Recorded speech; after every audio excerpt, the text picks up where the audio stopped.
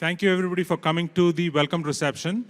This is the first part of the welcome reception. It's called Celebrating 100 Years of Quantum. And we are really glad that all of you are here for this special program.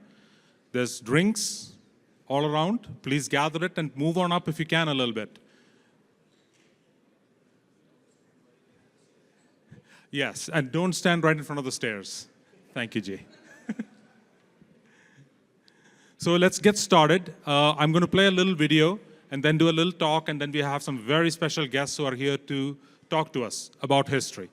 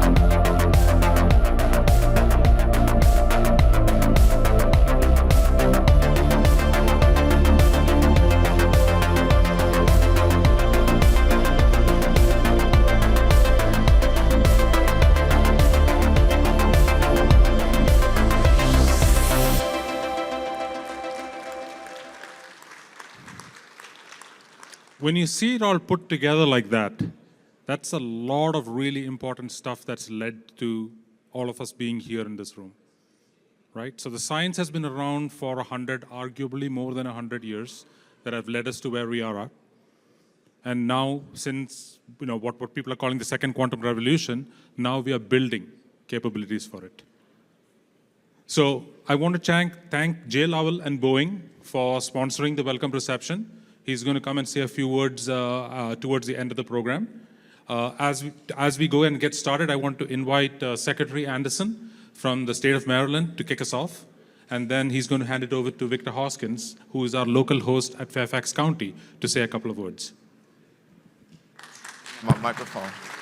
Okay, thank you. We're good? You set it right here. Yeah, just put it right here. That's awesome. Good afternoon, everybody. It's just fantastic to be here. I see lots of friends, and I want to give a formal good evening to CEO Stu Solomon, President George Thomas, Chief Operating Officer Carl Darren, and the entire Connected DMV team, and especially those in the Potomac Quantum Innovation Center who are working so hard to integrate quantum development efforts across the region. Please allow me to extend my heartfelt gratitude and excitement for your leadership and work in bringing the third Quantum World Congress to the DMV region. And thank you as well to the quantum visionaries as thought leaders we'll be hearing from, including Dr. Charles Bennett, Dr. Gilles Brassard, on whose shoulders so many others have stood. And thanks to all of you who joined us from around the globe. And on behalf of Governor Wes Moore, the Lieutenant Governor Aruna Miller, and the Maryland Department of Commerce, welcome to this year's Quantum World Congress. We're delighted to be a sponsor of today's events and delighted to work closely with Connected DMV in their efforts to make the Capital Region the world leader in quantum computing. Because when we talk about quantum, we often focus on the future. What will this technology look like? What will it allow us to do? How will this change the world? But the history and foundations of quantum go back for more than a century. And those who dedicated their lives and careers to the discoveries and advancement that led us to this moment deserve our recognition and praise tonight.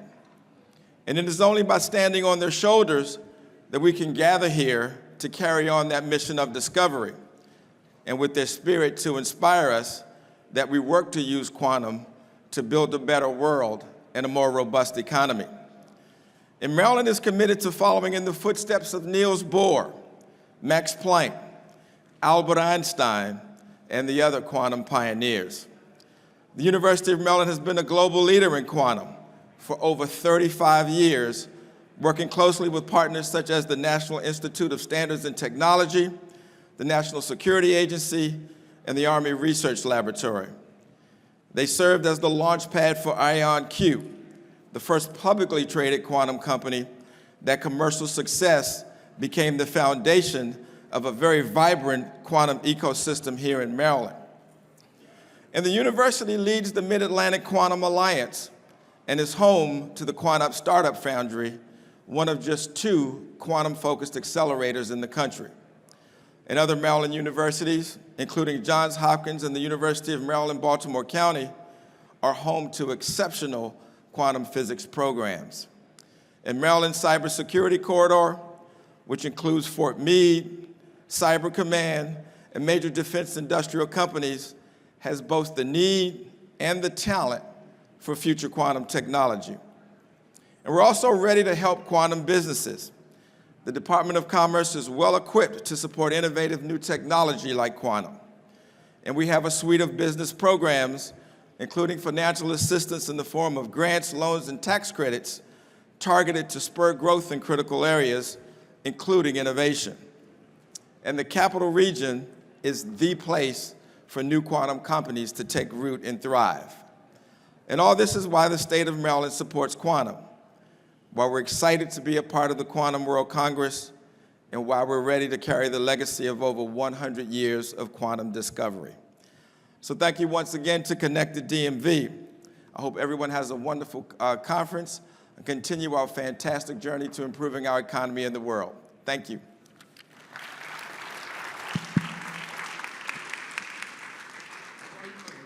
Good to see you. I only see him at events. Well, first of all, I want to thank you all for being here. My name is Victor Hoskins, and I am the Vice Chair of Connected DMV, and I'm also the President and CEO of Fairfax County Economic Development. And if you're not aware, you're actually in Fairfax County. I know they call it Tyson's. It's our downtown, so it's a little downtown, but we were actually in Fairfax County. 4 years ago, when George and Stu came to me and said, "Hey, Victor, we're thinking about doing this quantum, event where we bring together people from around the world that are in business and research, that are doing use cases, they're doing investing." I said, "Okay, that sounds like a great idea, but what's quantum?" And after they explained to me, say, "Have you seen any of the Marvel movies?" I was done. I'm a big Marvel fan, and I have to tell you, I never thought it would be like this. I mean, the first year we had about 500 people. This year there were over 1,000. The first year there were 15 countries. Now there are over 30 countries. The way that they celebrate at the VIP dinner and at the reception is really fantastic. And I must say, I really enjoyed the coffee. I don't know if any of you got that coffee today, but I thought it was pretty cool. The edible purple ink, I really liked that. It was something good to eat. But I have to tell you that I am so complimented that it has been here 2 years in a row. And I know next year it may not be here, but we know it will be in the DMV. We are founding investors. We will continue to invest. We're working with all the other founding investors to actually grow the economy here. So I just want to thank you for coming here on behalf of the chair of the Board of Supervisors of the county, and also my chair, James Quigley, who is an entrepreneur, serial entrepreneur, and is really focused on growing businesses here. I want to thank you for coming, and also thank you for staying here and spending your money in our restaurants and hotels. Take care and have a great trip home.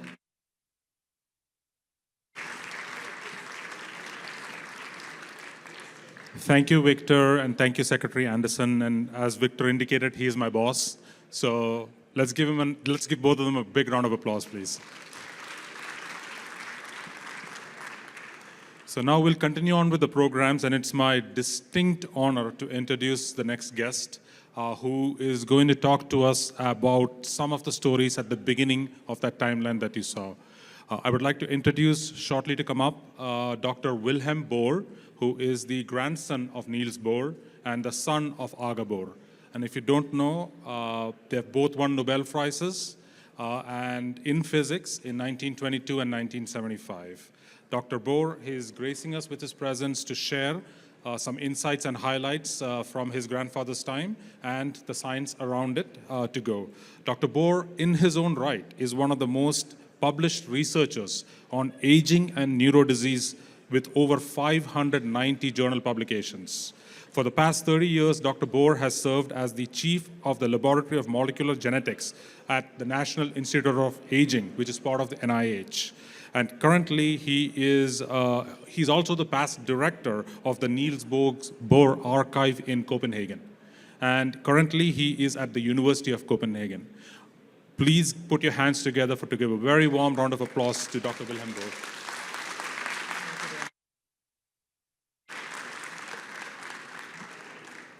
Okay.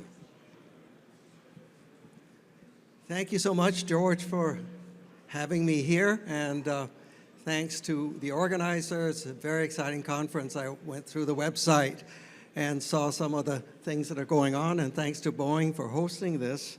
Can I get some slides up here, please? Okay. All right.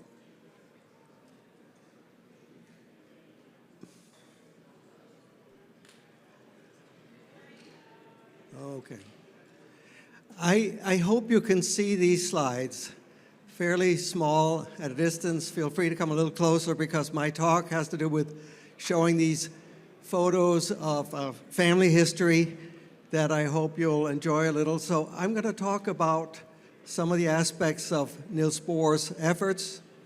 And usually I like to point out that he was surrounded by some people that were very important to his career and to his life as a whole, and I'll talk a little bit about some of those. And again, mention that I'm not a physicist.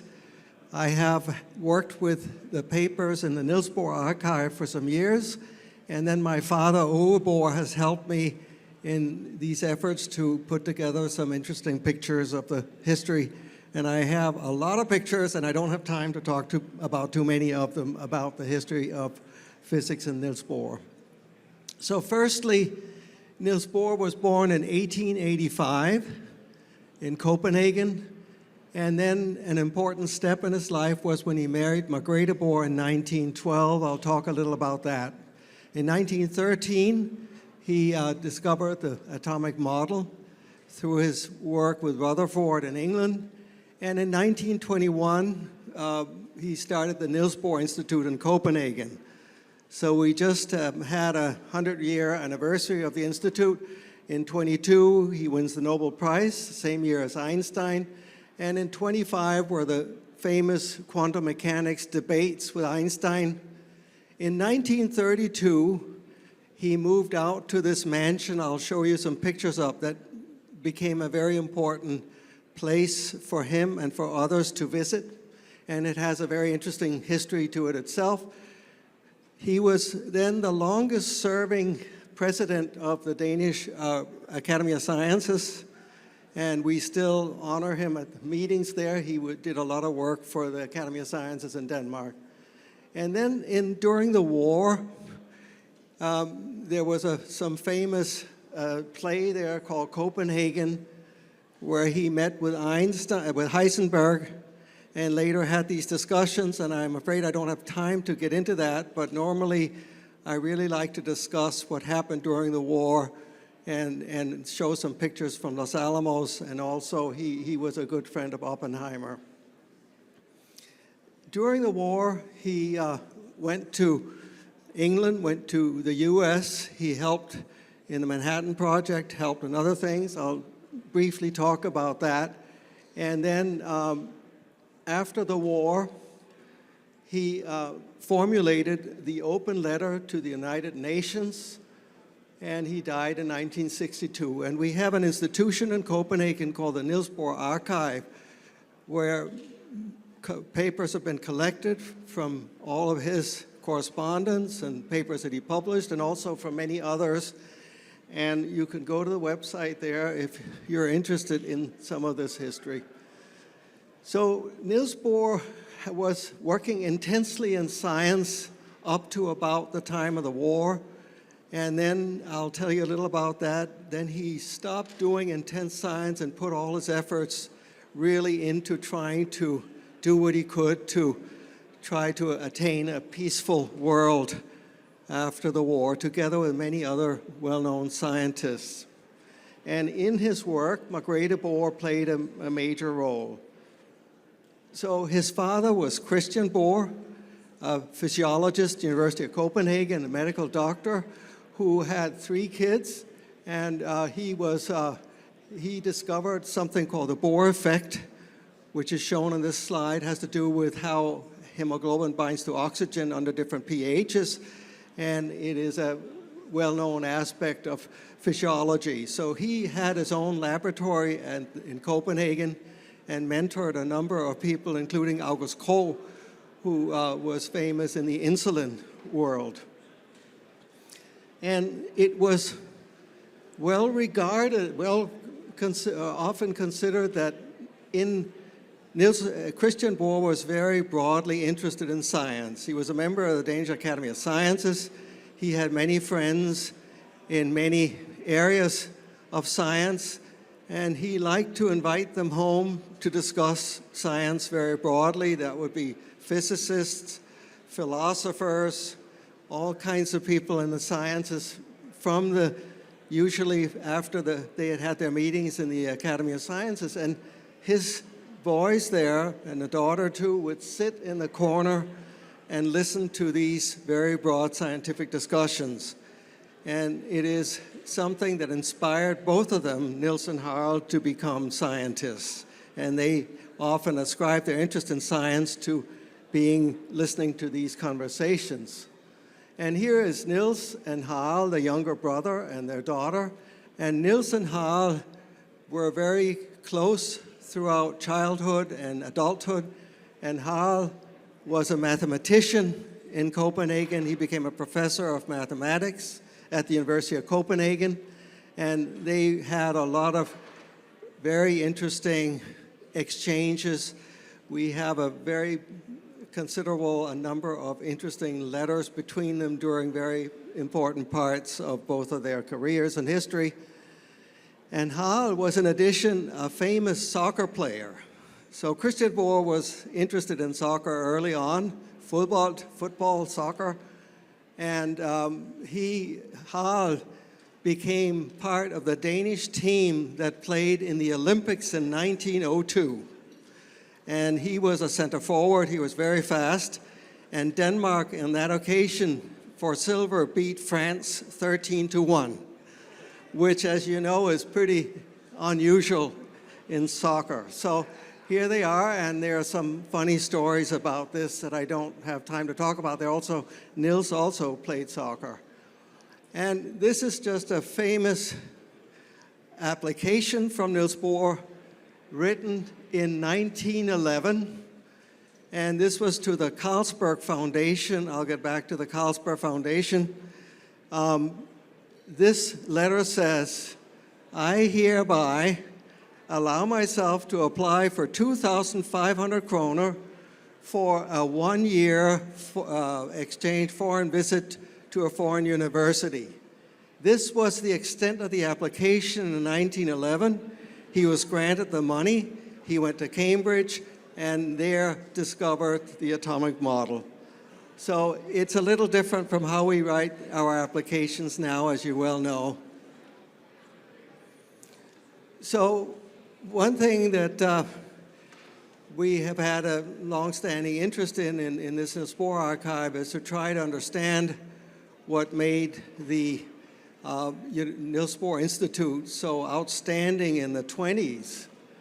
So you can look at it in different ways. One is that there were about 32 Nobel Prize winners.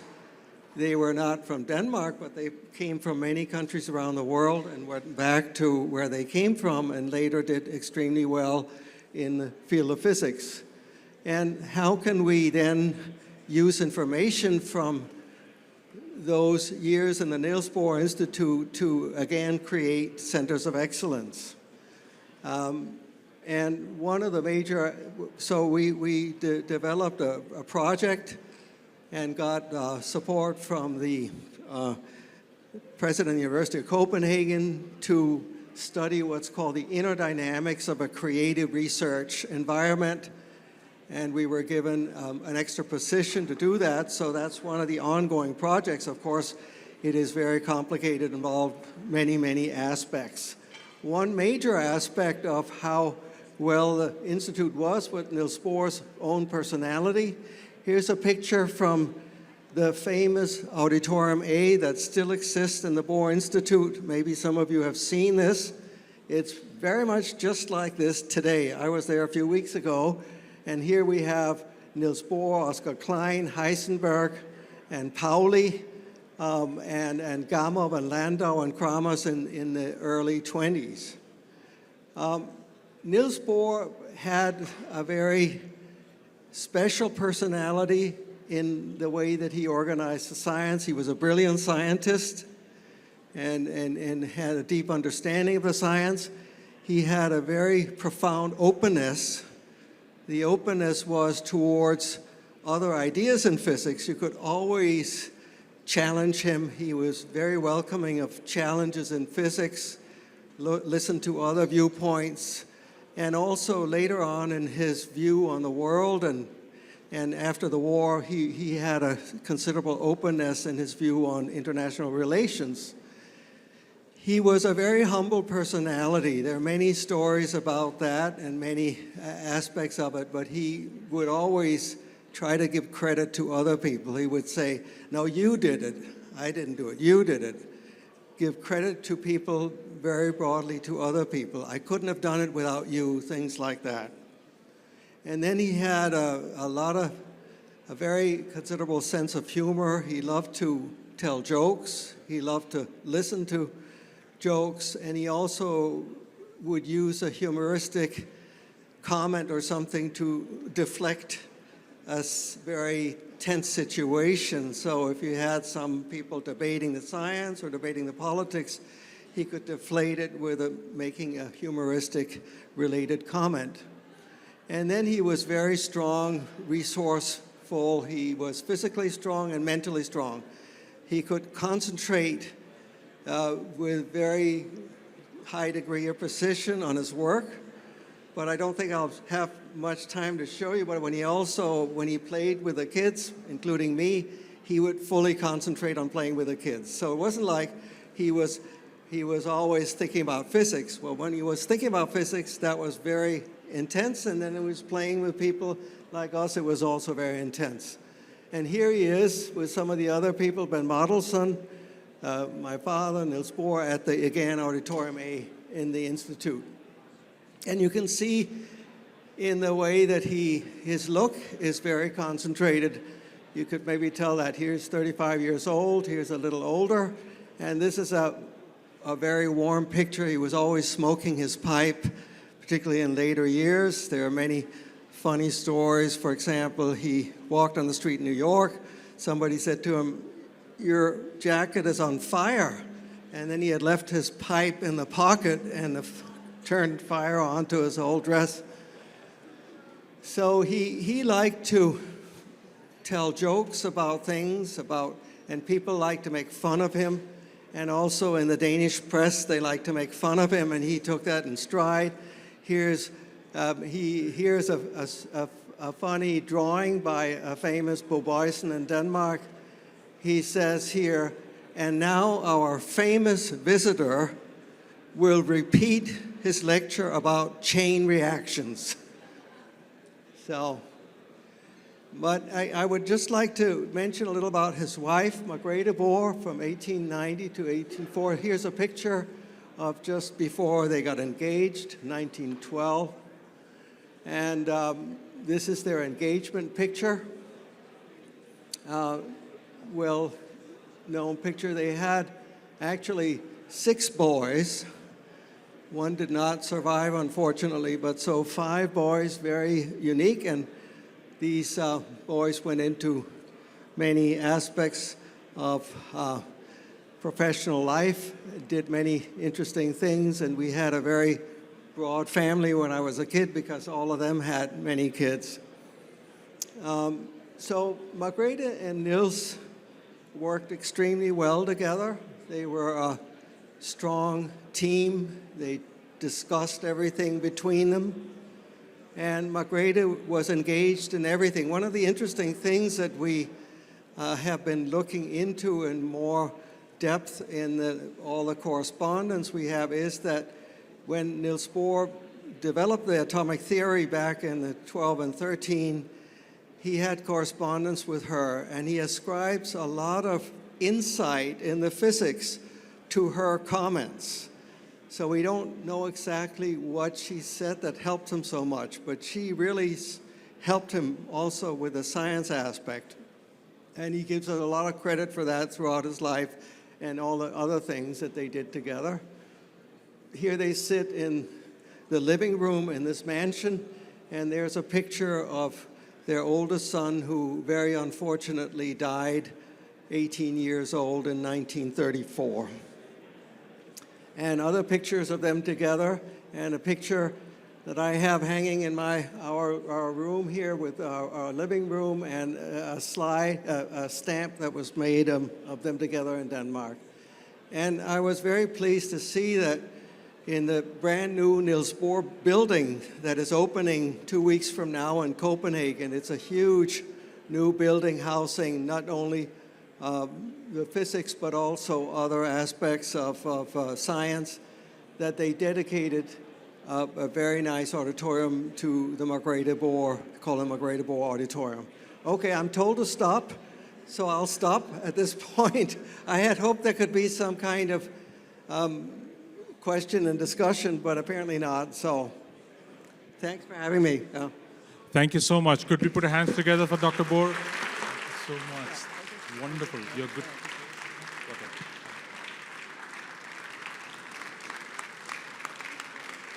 Can we go to the main transition slide? It's too many slides to go back.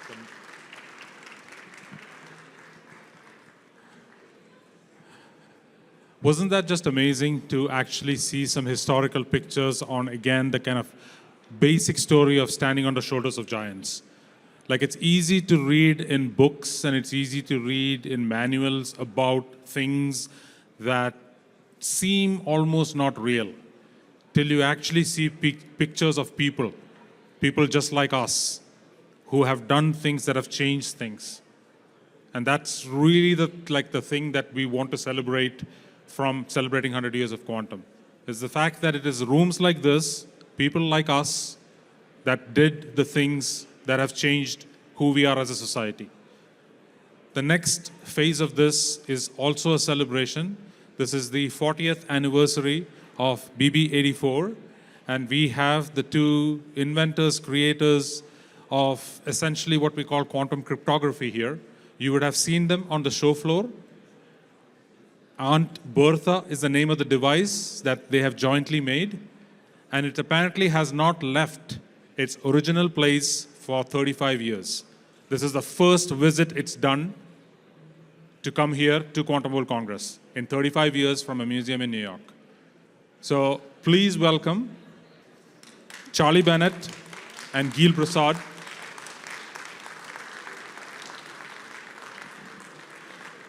who are going to give us about 10-15 minutes of history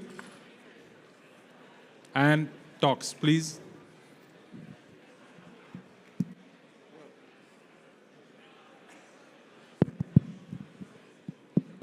We were asked to not prepare anything, so I'm not sure what we're supposed to say. Well, we could say something about, I Oh, think, it's on, sorry. yeah, about what got us interested in this stuff we did together. Yeah? The quantum cryptography and the teleportation. I'm not sure that can be heard. Yeah. Oh, much closer. Okay. Yeah, that's right. Good. Well, Yeah. So let me try. All right. Let me say something about quantum cryptography. Of course, that's why we're here. We're celebrating the 40th anniversary not of the invention of BB-84, because BB-84 was in fact invented in 1983, and the first time it was presented in public was also in 1983, but the first published version of our idea appeared in 1984. So, as you probably know, it's a method for using quantum theory to provide for unconditional security in communication. And let me just tell you why it's important.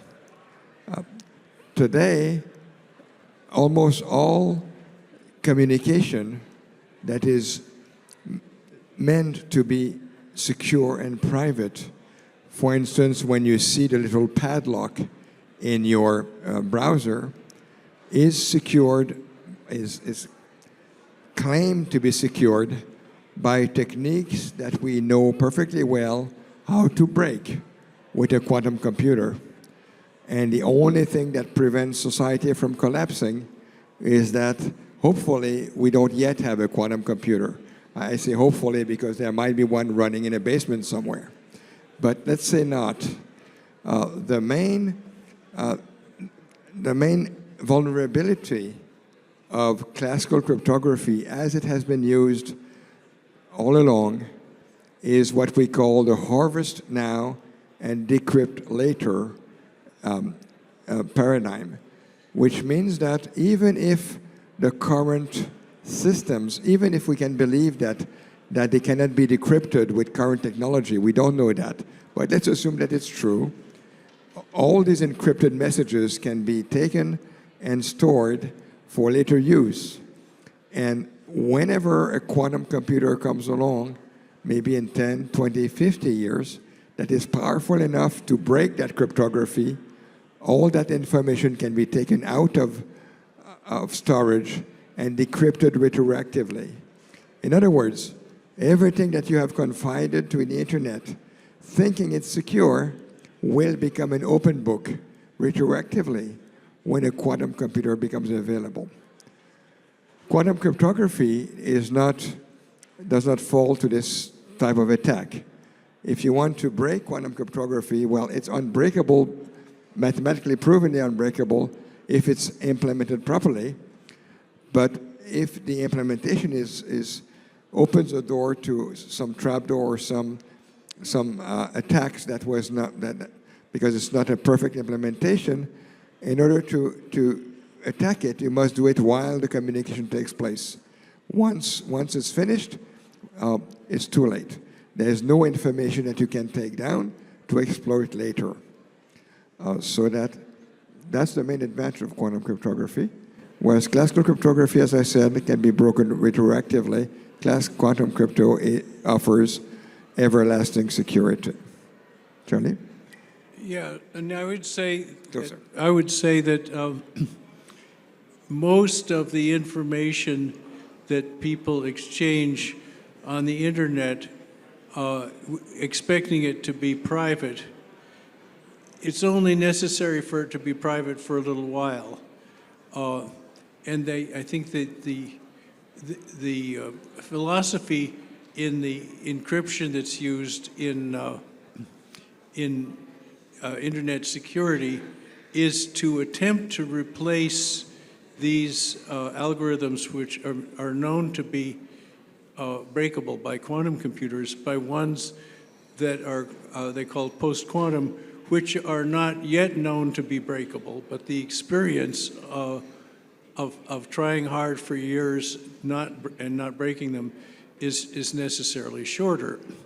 So I guess the idea is that if 10 years from now the RSA is broken, it will be very embarrassing to people, but it won't cause banks to crash because it'll only be, by that time they would have switched to the more secure method. Possibly more secure. Yes, possibly more secure. So I think in most parts of the world, people perhaps justifiably are content with a cryptography that is easier to practice, easier to implement, but maybe insecure, especially maybe insecure to subsequent decryption, even if it isn't now. But we think it's probably good to have this as an additional layer of security if it can be made easy enough to implement. I mean, I'd like to tell you about something that I think is much more important than quantum cryptography per se, which is really what was our main reason to develop quantum cryptography? And it was not secure communications. The real impulse, because when we invented quantum cryptography in 1984, or Shor's quantum algorithm was going to be invented 10 years later. And there was no good reason to believe that RSA wasn't secure, other than the fact that we had no proof it's secure. So in a sense, quantum cryptography gave the cure to a problem that only appeared 10 years later. But the real reason that we invented quantum cryptography was not because we wanted something that would be useful or would be used by the society on a large scale. It was to understand the quantum information, understand the theory of what quantum information can do that classical information cannot. And the first person who did that was Stephen Wiesner in 1968. He was the first person to realize that quantum information allowed for tasks that are not only infeasible classically, but impossible. Like quantum cryptography makes it possible to have, if it's implemented correctly, to have unconditional security without needing ahead of time a key as long as the message you want to transmit. And this was proven impossible by Claude Shannon in the mid-20th century. So really our main interest was to find ways to use the quantum world to achieve impossible tasks. And the main message that I want to transmit is the importance of basic curiosity-driven research, because we were not after something that was really practical. And if you'll allow me to compare for instance, to Einstein and Bohr, in those days, when they developed quantum theory in the 20s and 30s, mostly Bohr and Schrödinger and Heisenberg, they were not doing that for practical reasons. They were doing that because they wanted to understand nature, how the world is. And they had no idea that all the things that they were working on and putting together would lead to a complete revolution of society. Because today, almost all technology relies on quantum theory, on the old quantum theory of the 1920s and 30s. And they worked as it was pure research to understand nature. I know I repeat myself, they had no idea that it would become practical. In the same way, when Charlie and I designed quantum crypto, invented quantum crypto, we were just having fun. We were playing with what quantum could do without imagining that 40 years later, there'd be a crowd like this wanting to celebrate with us. Well, I'd like to try to introduce a historical perspective that goes back to the beginning of the 20th century. Of course, you know there are two big ideas in physics that Einstein was involved in. One was relativity, and the other is quantum theory. And the remaining, a century later, big problem in physics is uniting those two theories. Every physicist would say that's the big outstanding problem in physics. Now, looking at this perspective, from the perspective of 100 years later,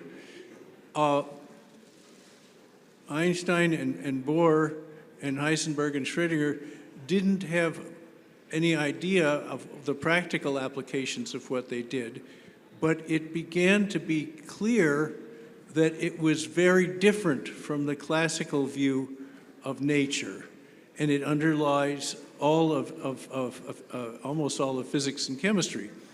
Well, and one of the profound results of quantum theory was the Heisenberg uncertainty principle that says that there are certain measurements, that pairs of measurements that are incompatible. The more accurately you measure one quantity, the less accurately you can know the other quantity. Now, at the same time as this was happening, or a few decades later, people were using quantum theory to devise, to understand electronics and optics much better. And this eventually led to the information revolution that began with the work of, I'm from IBM, but I have to admit that it was begun by two discoveries in Bell Laboratories, our long time but now extinct competitor, Bell Laboratories. Anyway, in 1948, two things happened there. The transistor was discovered. Oh, Charlie, I must disagree. The first patent on the transistor, very strangely enough, was filed in Canada. It was not filed by the Canadian. It was a, I think, Hungarian, I'm not sure, American physicist, but Lilienfeld was the name. So it was a field effect transistor. And for the first patent is Canadian. It was not the Bell Labs that you're talking about. Was it before 1948? Yeah, in the 30s. Oh, okay. Oh, well, a field effect, just a sort of transistor, is not a real transistor. It's kind of like a vacuum, solid state vacuum tube. And don't mention to me that the field effect transistors are what our smartphones are full of. No, Okay. of course not. When I want your advice, I'll ask for it. Anyway. Anyway, these two great discoveries led to this information revolution, which is still going on. What is it now? It's 60 years later, practically. Yeah. Well, but during this time, quantum effects were mainly seen as a nuisance. They were a philosophical conundrum, but a nuisance, because they made this, when you make these transistors smaller and cheaper and faster, they became less reliable. But fortunately, the information theory and the theory of error-correcting codes that Shannon discovered is the perfect tool for dealing with unreliability. So at that point, quantum theory, or quantum physics, was a tremendously useful tool for predicting various phenomena in nature. And its philosophical importance was pretty much left to philosophers. But then some predictions were made that was the prediction made by John Bell that certain experiments would give results that, if they were to agree with quantum theory, they seemed to disagree with common sense in the ways that famously troubled Einstein. And I thought we were going to hear, well, Einstein's two things that he didn't like about quantum mechanics. One of them was the unpredictability of systems that are apparently perfectly similar in the beginning, like the fact that two radium atoms can be identical and yet one will decay tomorrow and the other won't. And he called that God playing dice, and he didn't like it. And Niels Bohr, he said, I cannot believe that the good Lord plays dice with the laws of nature. And Einstein said that. Einstein said that. And then Bohr said, stop telling God what to do. And the other thing that he didn't like, he had a really sort of wrong take on it. He said that this entanglement is, he called it spooky action at a distance, or in German, spukhafte Fernwirkung.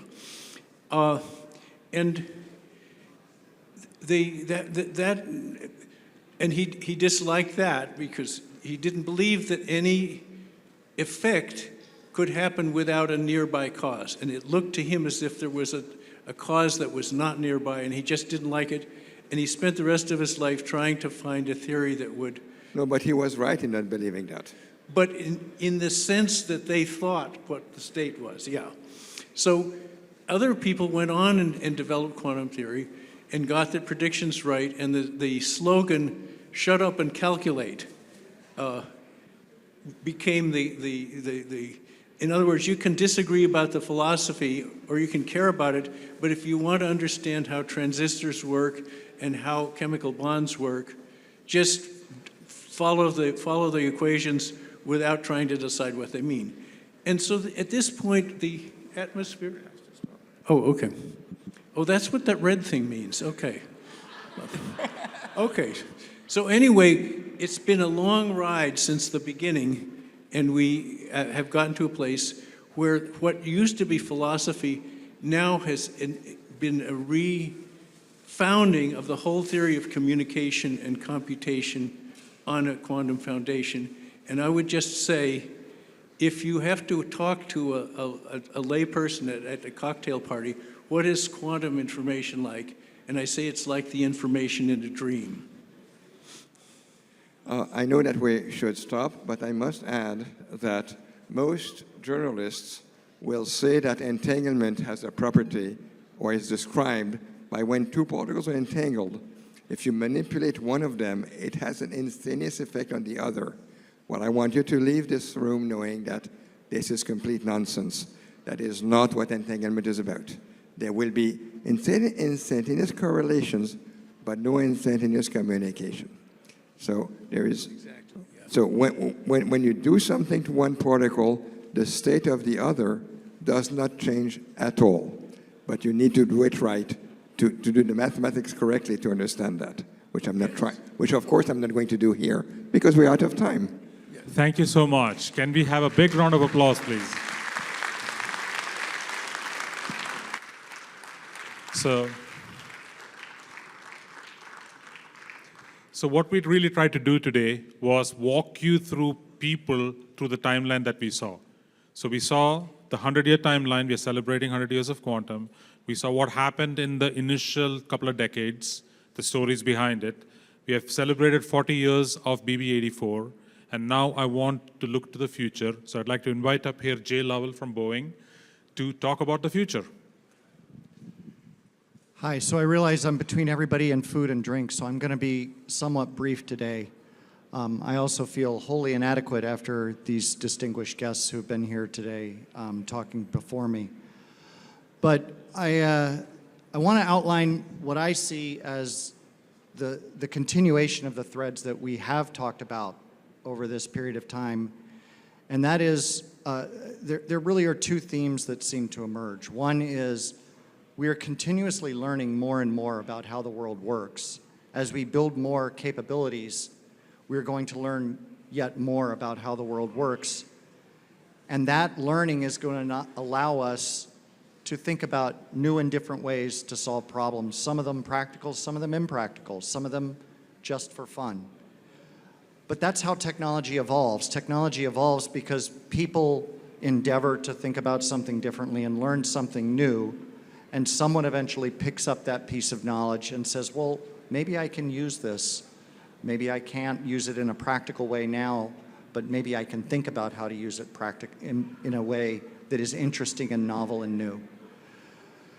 So that's one trend that I think will continue over the next 100 years, is that we will continue to learn more and more about nature. We will continue to see seemingly impractical things proposed, that we will eventually learn the methods and the tools and the techniques and have the technology underneath it that allow us to potentially use that in a useful and interesting way. And the second trend that I think really comes from some of the stuff that we've seen, I hinted at a little bit if any of you saw my talk earlier, is that right now we talk about kind of three different and distinct areas of quantum technology in this modern era of quantum technology. We talk about sensors, we talk about computing, we talk about networks. But in the end, all of these are, again, ways in which we manipulate quantum systems and extract information from them and use them in practical ways. All of these inevitably will start from their separate perches of distinctly different things, will eventually start to converge closer and closer together as we start to understand how to use those sensors better, how to use those networks better, how to use these computers better.